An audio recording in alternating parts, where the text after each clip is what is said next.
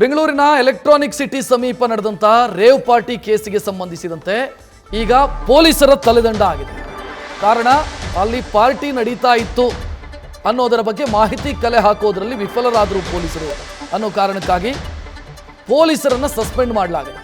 Hebbagodi police ಠಾಣೆಯ ಸಿಬ್ಬಂದಿಯನ್ನು ತಲೆದಂಡ ಅಥವಾ ಸಸ್ಪೆಂಡ್ ಮಾಡಲಾಗಿದೆ. ಎಎಸ್ಐ ಸೇರಿ 3 ಅಮಾನತು ಮಾಡಲಾಗಿದೆ.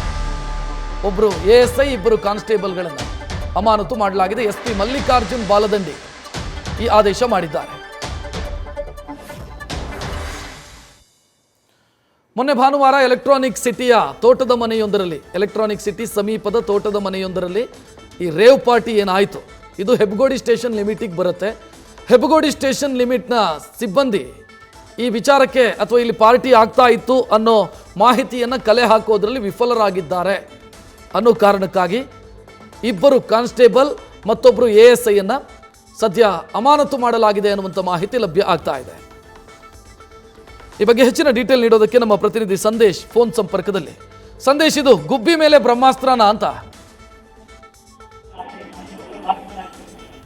ರಕ್ಷಿತ್, ಖಂಡಿತವಾಗ್ಲು. ಯಾಕಂದ್ರೆ ಈ ಒಂದು ರೇವ್ ಪಾರ್ಟಿ ಪ್ರಕರಣದಲ್ಲಿ ಪ್ರಮುಖವಾಗಿ ಇನ್ಸ್ಪೆಕ್ಟರ್ ಹಾಗೆ ಡಿವೈಎಸ್ಪಿಗಳಿಗೆ ಮಾಹಿತಿ ಇರಬೇಕಾಗುತ್ತೆ. ಅಂದ್ರೆ ಪ್ರಕರಣಕ್ಕೆ ಸಂಬಂಧಪಟ್ಟಂತೆ ಅವ್ರಿಗೆ ಸಂಪೂರ್ಣವಾದ ಮಾಹಿತಿ ಇರಬೇಕಾಗುತ್ತೆ. ಯಾಕಂದ್ರೆ ಅನುಮತಿ ಪಡೆಯುವಂತ ಸಂದರ್ಭದಲ್ಲಿ ಖುದ್ದು ಠಾಣಾಧಿಕಾರಿಯ ಸಹಿಯನ್ನ ಕೂಡ ಹಾಕ್ಬೇಕಾಗುತ್ತೆ. ಆದ್ರೆ ಇಲ್ಲಿ ಎಲ್ಲೋ ಒಂದ್ ಕಡೆ ಅವರ ಗಮನಕ್ಕೆ ಇರಲಿಲ್ಲ. ಶನಿವಾರ ಸಂಜೆಯಿಂದಲೂ ಕೂಡ ಅಲ್ಲಿ ರೇವ್ ಪಾರ್ಟಿ ನಡೀತಾ ಇತ್ತು. ರೇವ್ ಪಾರ್ಟಿ ನಡೆಯುವಂತ ಸಂದರ್ಭದಲ್ಲಿ ಸಾಕಷ್ಟು ಡ್ರಗ್ ಕೂಡ ಈಗಾಗಲೇ ಅಲ್ಲಿ ಸರಬರಾಜಾಗಿರೋ ಮಾಹಿತಿ ಲಭ್ಯವಾಗ್ತಾ ಇದೆ. ಆದ್ರೆ ಈ ಮಾಹಿತಿಗೆ ಸಂಬಂಧಪಟ್ಟಂತೆ ಅಥವಾ ಅಲ್ಲಿ ನಡೆದಂತ ಪಾರ್ಟಿಗೆ ಸಂಬಂಧಪಟ್ಟಂತೆ ಈಗ ಕೆಳ ಹಂತದ ಅಧಿಕಾರಿಗಳನ್ನ ಅಥವಾ ಸಿಬ್ಬಂದಿಗಳನ್ನ ಸಸ್ಪೆಂಡ್ ಮಾಡಿರೋದು ಎಲ್ಲೋ ಒಂದ್ ಕಡೆ ಒಂದು ರೀತಿಯಲ್ಲಿ ಗುಬ್ಬಿಯ ಮೇಲೆ ಬ್ರಹ್ಮಾಸ್ತ್ರ ಅಂತಾನೆ ಹೇಳ್ಬೋದು. ಯಾಕಂದ್ರೆ ಇಲ್ಲಿ ಪ್ರಮುಖವಾಗಿರುವಂತದ್ದು ಇನ್ಸ್ಪೆಕ್ಟರ್ ಹಾಗೆ ಡಿವೈಎಸ್ಪಿಗೆ ಈಗ ರೂಲ್ ನಂಬರ್ 7 ನಲ್ಲಿ ಈಗಾಗಲೇ ಏನು ಈ ಒಂದು ಪ್ರಕರಣಕ್ಕೆ ಸಂಬಂಧಪಟ್ಟಂತೆ ಆಗಿರುವಂತಹ ವೈಫಲ್ಯಕ್ಕೆ ಸಂಬಂಧಪಟ್ಟಂತೆ ಕ್ಲಾರಿಫಿಕೇಶನ್ ಅನ್ನ ಕೊಡಿ ಅಂತ ಅವ್ರನ್ನ ಕ್ಲಾರಿಫಿಕೇಶನ್ ಕೇಳಿದ್ದಾರೆ. ಆದ್ರೆ ಕೆಳ ಹಂತದ ಅಧಿಕಾರಿಗಳನ್ನ ಹೇಗೆ ಸಸ್ಪೆಂಡ್ ಮಾಡಿದ್ರು, ಯಾವ ಎನ್ಕ್ವೈರಿಯನ್ನ ಮಾಡಿದ್ರು, ಡಿವೈಎಸ್ಪಿ ಇನ್ಸ್ಪೆಕ್ಟರ್ಗಾದ್ರೆ ಇವರು ನೋಟಿಸ್ ಅನ್ನ ಕೊಟ್ಟು ಅದಕ್ಕೆ ಉತ್ತರವನ್ನ ಪಡೆಯುವಂತ ಕೆಲಸವನ್ನ ಮಾಡ್ತಾರೆ. ಆದ್ರೆ ಕೆಳ ಹಂತದ ಅಧಿಕಾರಿಗಳ